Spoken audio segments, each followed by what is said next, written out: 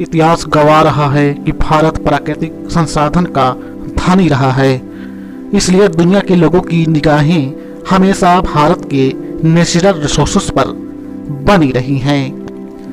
अंग्रेजों ने भारत के संसाधन का अंधाधुंध मिसयूज किया और यहाँ के कच्चे मालों को इंग्लैंड भेजने लगे और प्राकृतिक संसाधन की खूब लूटा। पूरे भारत में जंगलों की खूब कटाई की गई, जिससे कि इकोसिस्टम में खतरा उत्पन्न होने की संभावना बन गई। देश आजाद होने के बाद हम भारतीयों का ये फर्ज बनता था कि हम इकोसिस्टम के साथ खिलवाड़ न करें, क्योंकि प्राकृतिक वनस्पति इकोसिस्टम का मूल आधार मानी जाती है। ये कहा गया है कि अगर कहीं भी जलवायु को देखना है तो वहां की वनस्पतियों को देखा जाए।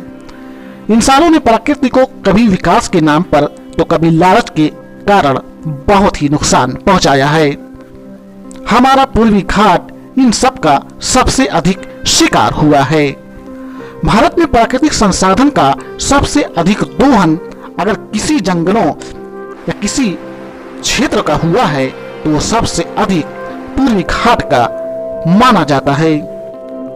पूर्वी घाट दक्षिण पठार के पूर्व किनारे पर स्थित है। यह ओडिशा के उत्तर पूर्व भाग में महानदी घाटी से शुरू होकर बंगाल की खाड़ी के समानांतर दक्षिण पश्चिम दिशा में आगे बढ़ती हुई नीलगिरी की पहाड़ियों तक लगभग 1300 किलोमीटर व फिर दक्षिण की ओर 100 किलोमीटर तक फैली है। यह पश्चिम घाट की अपेक्षा कम ऊंचा है। पूर्वी घाट की सबसे ऊंची चोटी का नाम टिमाई गिरी, जो समुद्र तल से 1515 मीटर ऊंचा है।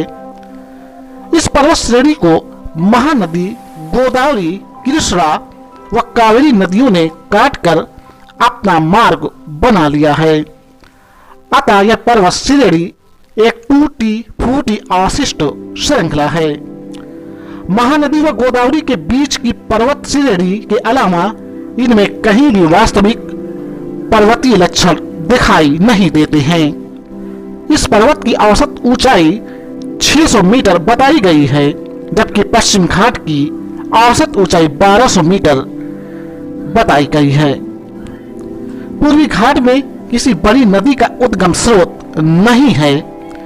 संरचना की दृष्टि से पूर्वी घाट में एकरूपता नहीं पाई जाती है।